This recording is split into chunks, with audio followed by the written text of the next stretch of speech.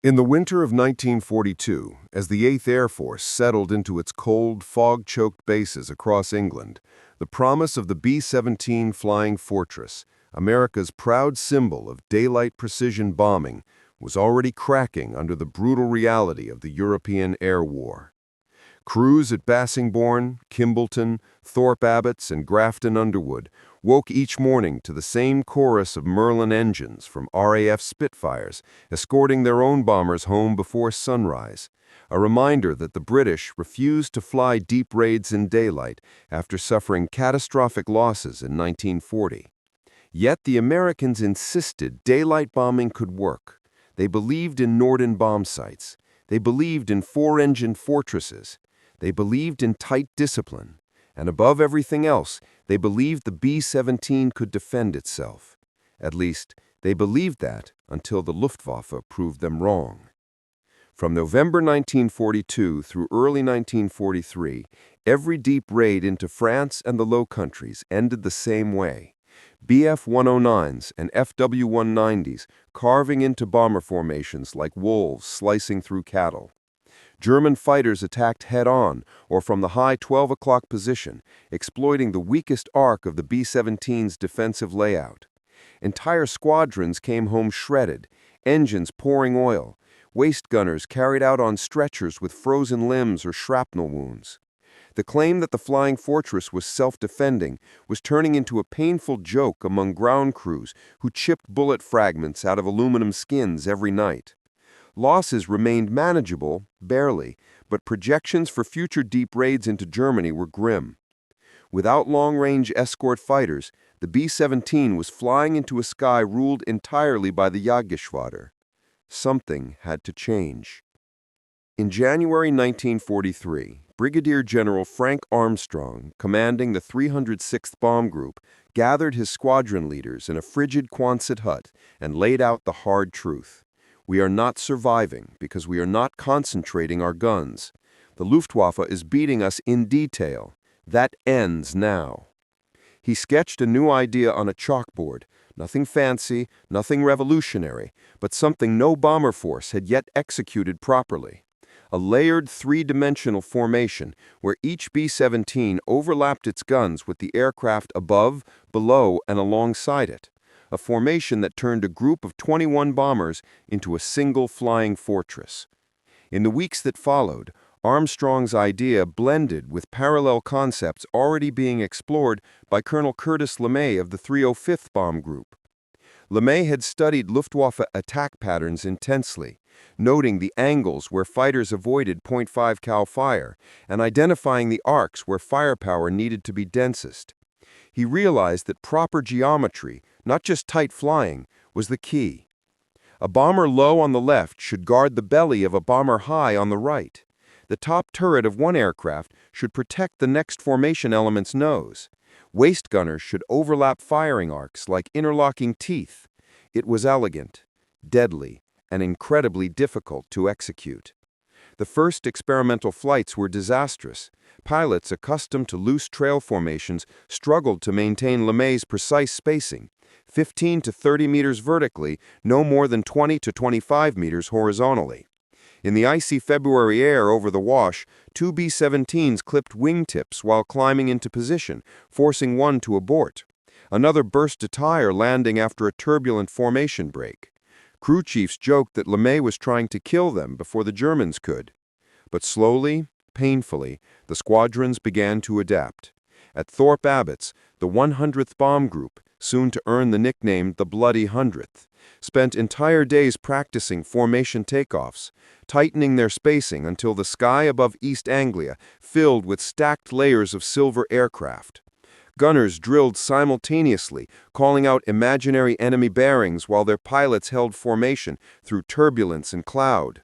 The goal was simple: build a formation so tight that Luftwaffe pilots would break off their attacks before reaching effective firing range. And then came the moment of clarity. On March 5, 1943, during a raid on the marshalling yards at Ham, a provisional version of the formation, still crude compared to what it would later become, produced something astonishing. When a swarm of FW-190s dove in from high 1 o'clock, they expected to rake the lead squadron with cannon fire. Instead, they flew straight into a wall of overlapping .5 caliber fire from 3 stacked elements. 2 FW-190s fell in flames. A third peeled away trailing smoke. Luftwaffe communications intercepted that later day recorded the startled reaction. The Americans have changed their formation, many guns, much stronger fire. It wasn't perfect, it wasn't refined, but it worked. Enough to matter. Enough to survive. By mid-March 1943, LeMay and Armstrong formalized the structure and gave it a name that would reshape the air war: the Combat Box, a 3-tiered fortress in the sky, a machine made not of aluminum and steel, but of discipline, a formation so tight that turned 24 aircraft into a single weapon. And as the 8th Air Force prepared for deeper raids that spring, into the Ruhr, into Schweinfurt, into the heart of Hitler's industrial empire, the Germans had no idea that the era of easy victories over B-17 formations was coming to a violent end. By the spring of 1943, the 8th Air Force was no longer experimenting, it was transforming. What began as Armstrong's sketches on a chalkboard and LeMay's geometric diagrams had evolved into a full-scale tactical revolution, unfolding across the airfields of East Anglia as hundreds of B-17 crews learned to fly not as individuals, but as atoms in a vast airborne machine. The combat box was no longer theory, it was becoming doctrine. And the Luftwaffe had no idea the sky above Europe was being rebuilt against them. Training consumed every hour of daylight.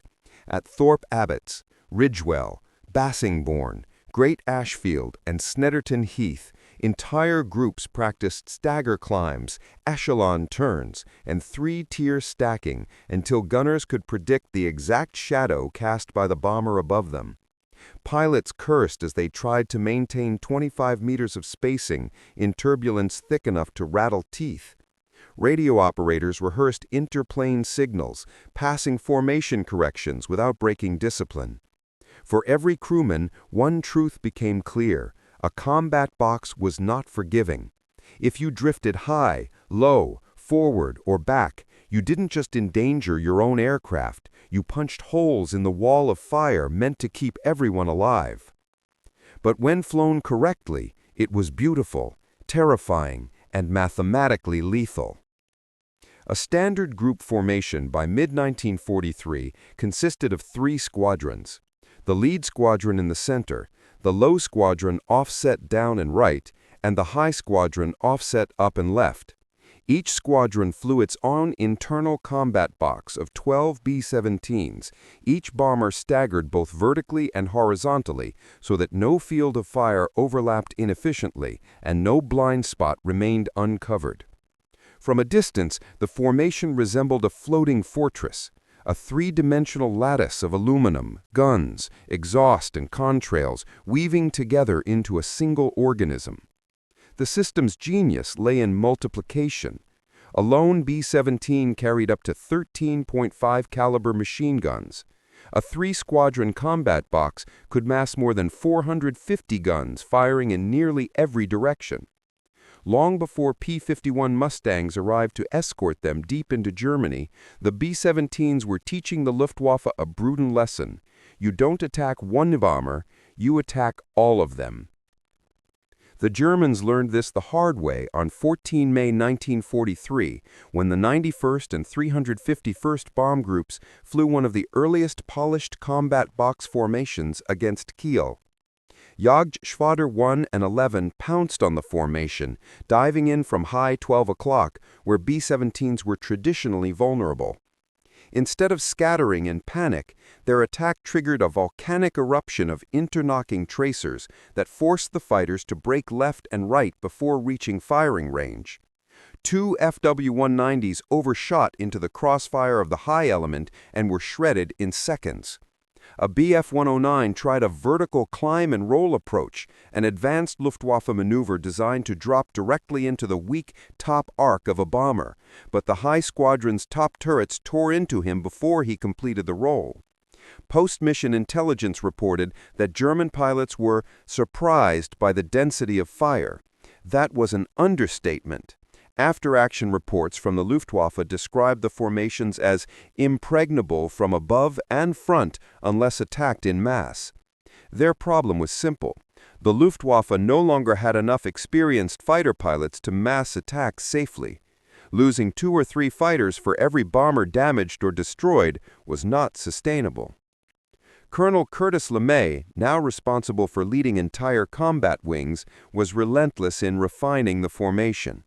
He enforced brutal discipline during training, forcing crews to fly so tightly that co-pilots could read the stencil numbers on the next aircraft's vertical stabilizer. He introduced synchronized turns that allowed the whole combat box to bank as one, maintaining arcs of fire even during evasive maneuvers. He drilled navigators to keep dead-on course so the entire formation could hit targets with precision, because if one squadron drifted, the whole structure unraveled. Many crews hated him for it. Later, most admitted LeMay had saved their lives. By June 1943, the combat box was tested again, this time over the Ruhr, the heart of German industry, defended by some of the heaviest flak concentrations in the world. On June 22nd, the 3rd Bombardment Wing bombed Hulst. The Luftwaffe launched one of its largest coordinated attacks of the year, throwing more than 100 fighters at the inbound formations. But the combat box held. The Luftwaffe tried high frontal attacks. They tried beam attacks from 3 and 9 o'clock. They tried massed vertical approaches. Nothing worked. A later Luftwaffe technical summary stated, "American formations must be broken before close approach is possible.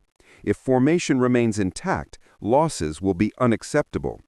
But the formation did remain intact because that was the entire point.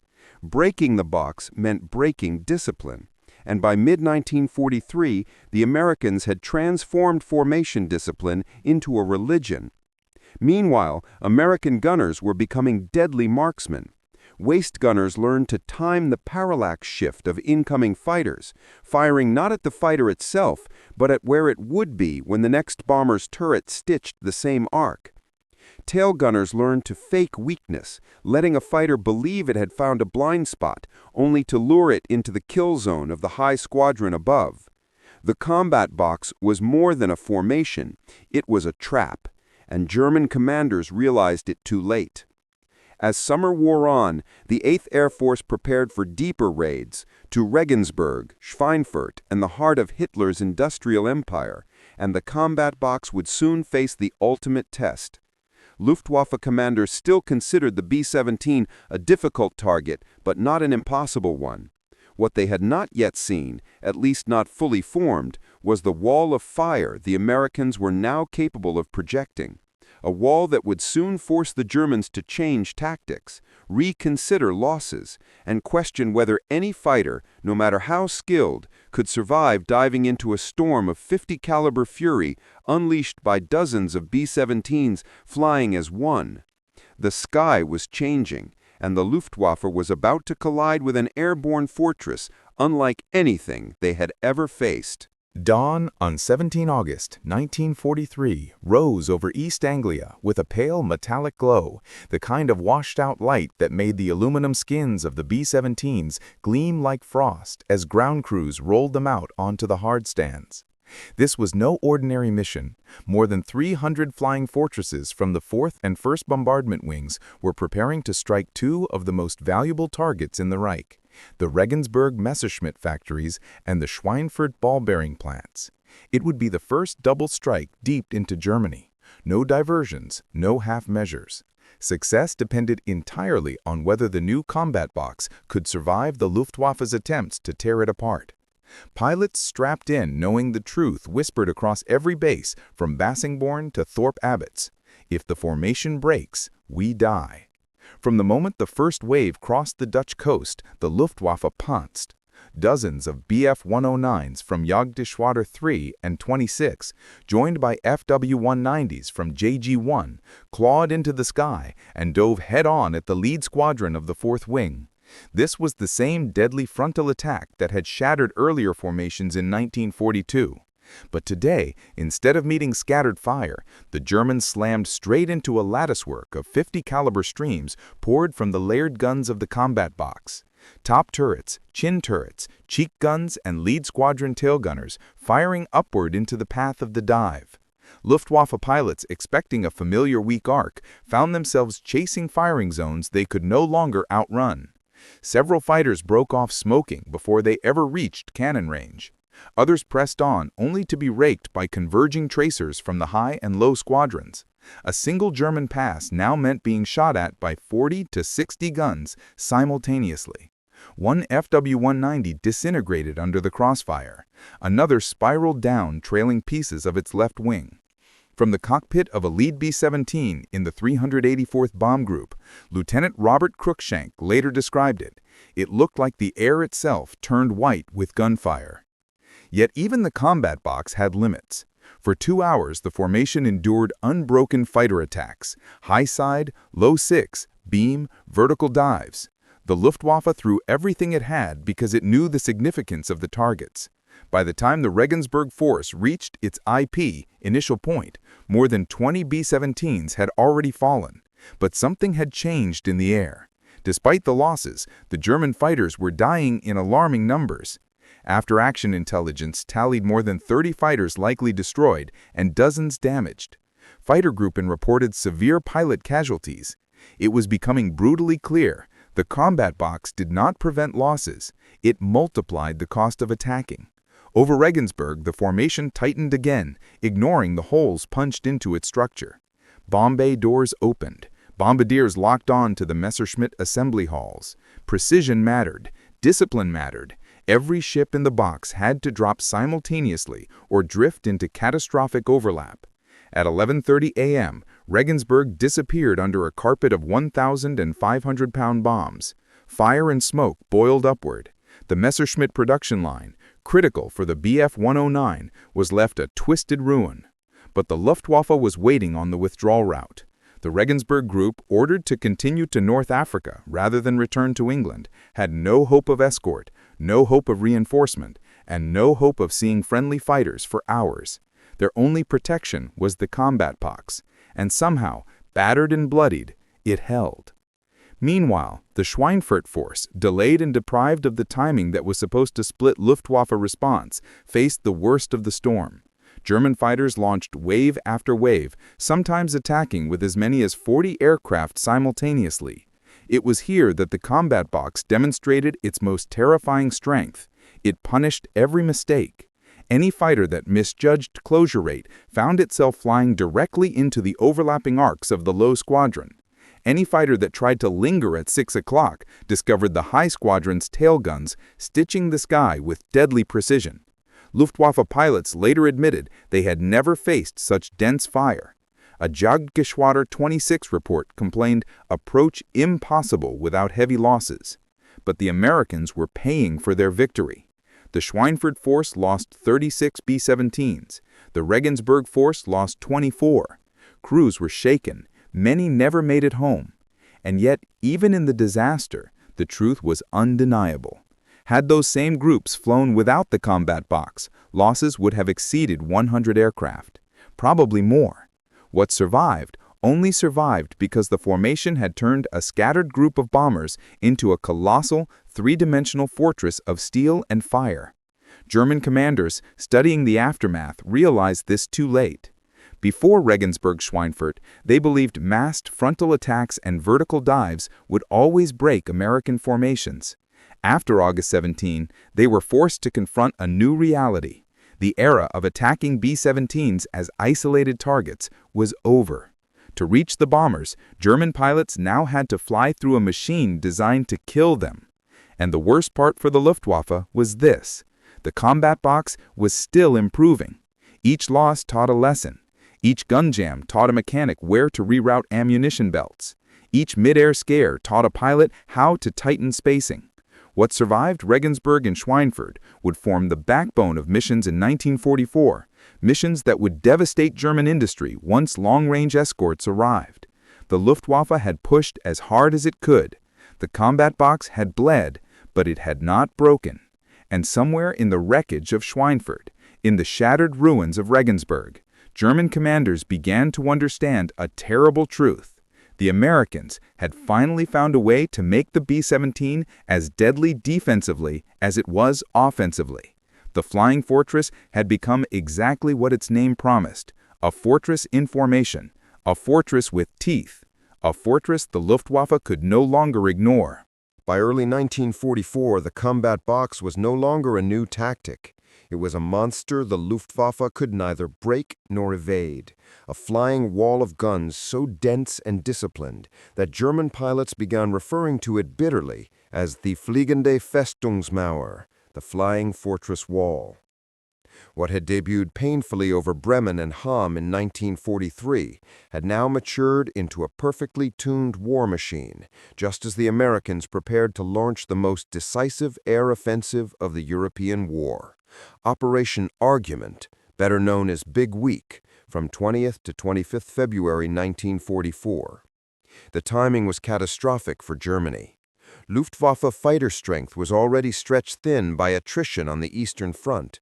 Fuel shortages were growing, and new pilots were being rushed into combat with barely 100 flying hours, less than half the experience needed to survive a single attack run on a B-17 formation.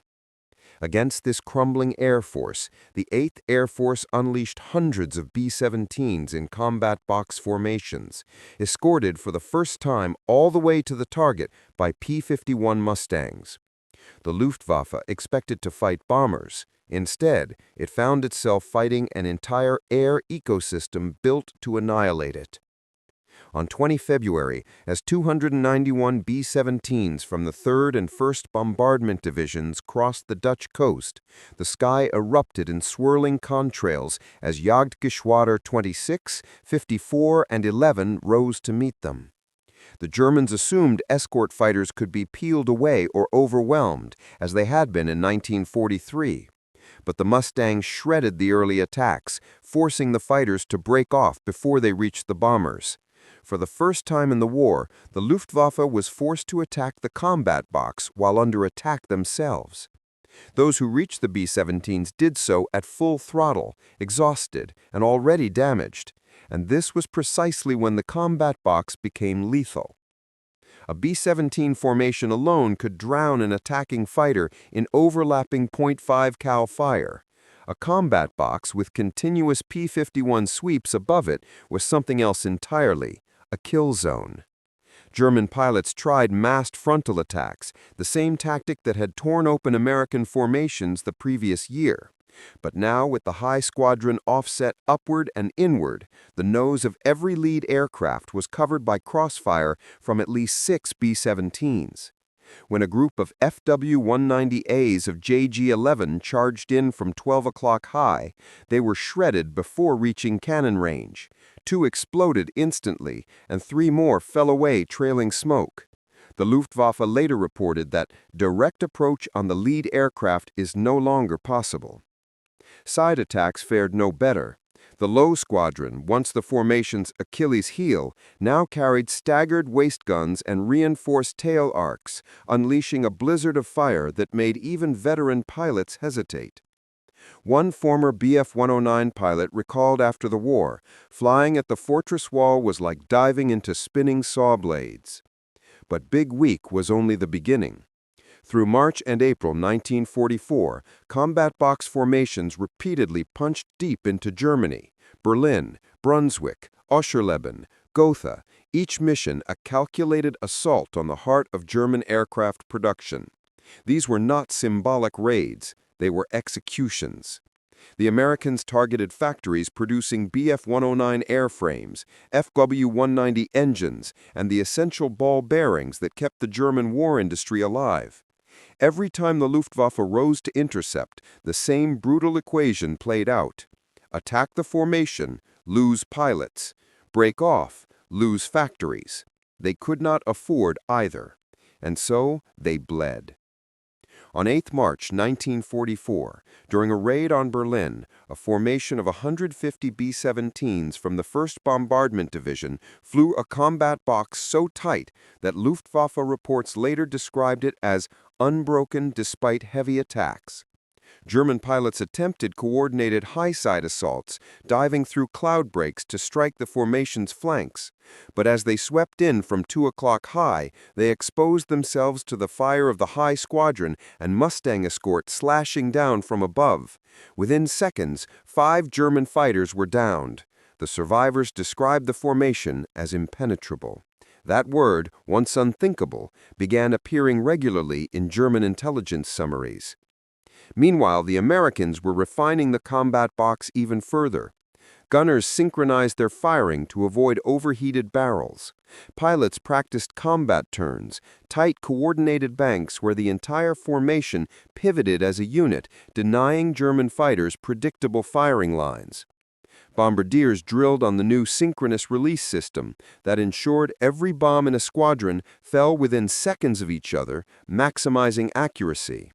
Every improvement widened the gap between what the Luftwaffe expected and what it actually faced. By the time the 8th Air Force returned to Schweinfurt in March 1944, the Luftwaffe was already a shadow of its former self. Fresh replacements, many barely trained, were thrown into attacks that killed them within minutes.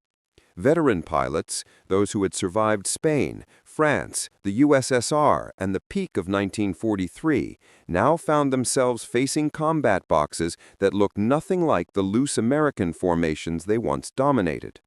The B-17s were no longer prey.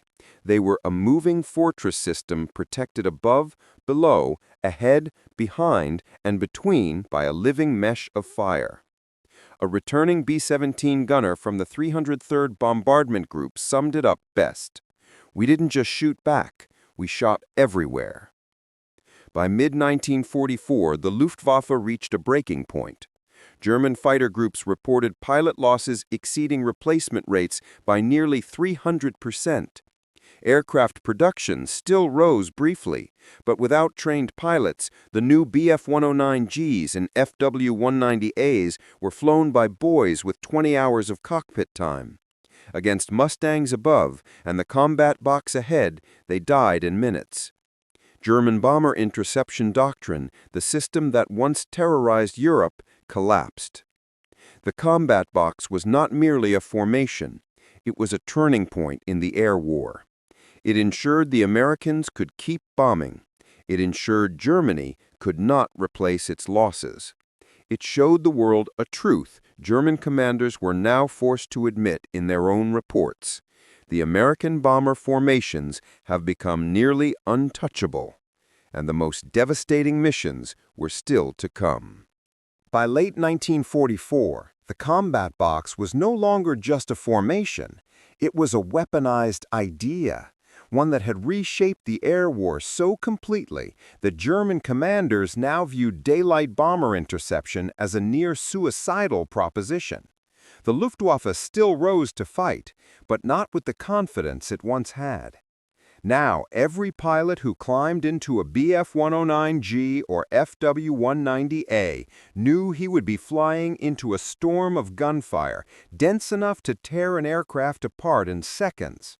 And every American bomber crewman who climbed into a B-17 knew something just as important. The combat box had given them a chance to come home.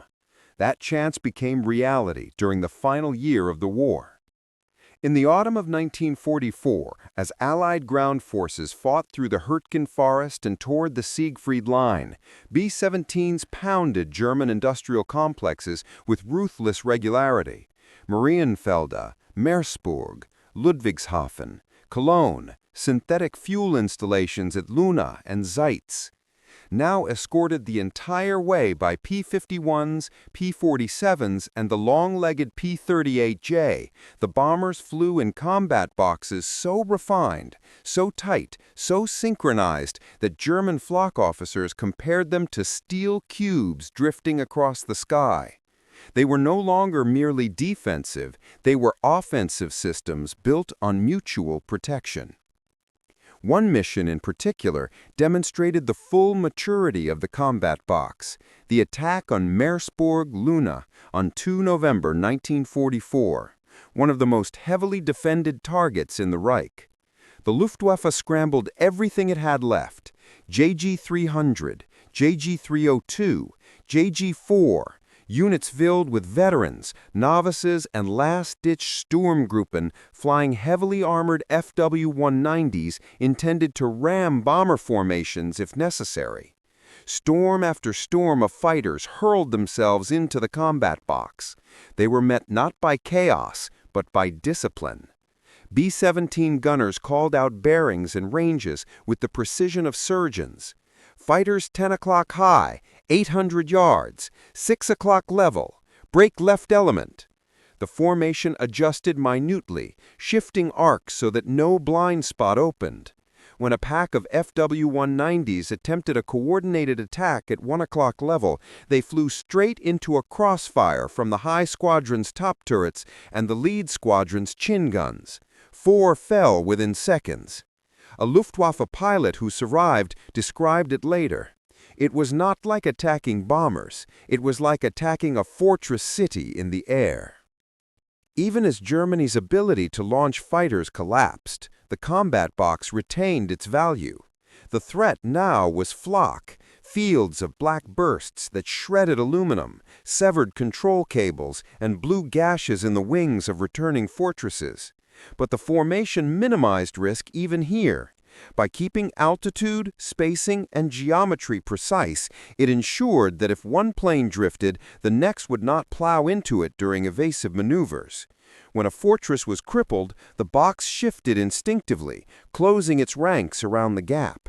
Survival was not luck, it was engineering, of men, not just machines. As 1945 dawned, the Luftwaffe was a ghost. Fuel shortages grounded entire Jag Geschwader. Veteran pilots were dead. Replacement pilots, barely trained boys, often refused to attack the combat box at all. A German after-action report from January stated bluntly, fighter attacks on American heavy bomber formations are no longer practical. With air opposition crumbling, the B-17s turned their attention relentlessly to infrastructure targets, marshalling yards, bridges, oil depots, rail hubs, U-boat pens, synthetic plants. The combat box was still flown, not out of necessity, but because it represented the perfected doctrine of U.S. strategic bombing. Even with minimal fighter threat, the box kept navigation tight, improved bombing accuracy, and ensured no bomber strayed into unexpected flak concentrations. The last great demonstration came in February 1945, when more than 1,100 B-17s and B-24s struck Berlin and central Germany. A Luftwaffe observer captured that month described the sight. Row upon row of silver boxes, each protecting the other, layered above and below. There is no way in. We no longer fight them, we only watch them pass. That statement was more than defeat, it was acknowledgement. The Germans had underestimated American adaptability. They had expected disorganized raids, loose formations, and unprotected bombers.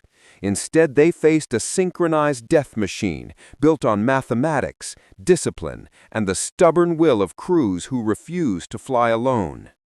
When the war finally ended in May 1945, American generals reviewing the air campaign drew a clear conclusion. The combat box had been as decisive as radar, as bomb sights, as long-range fighters. Without it, daylight bombing would have been impossible. Without daylight bombing, Germany's aircraft industry would have recovered. And without the collapse of the Luftwaffe, the ground war, from Normandy to the Rhine, would have been far bloodier. The combat box lived on after the war, not in the same form, but in its philosophy. The U.S. Air Force's post-war doctrine of mutual support, layered formations, overlapping engagement zones, and synchronized precision all trace their roots to those tense mornings over England when young men crawled into cold aluminum shells and trusted that the plane beside them would not drift. That trust saved thousands of lives. Today, when historians speak of the flying fortress, they rarely mean the aircraft alone. They mean the system, the unity of dozens of bombers acting as one. They mean the combat box, the invention that let the B-17 fulfill its name not individually, but collectively. A fortress is not a building. It is a wall, a shield, a structure of many stones locked tightly so none can fall. In 1933, the Germans believed they were fighting bombers. By 1944, they understood the truth. They were fighting a formation. And in the end, it was the formation, not any single aircraft, that proved untouchable.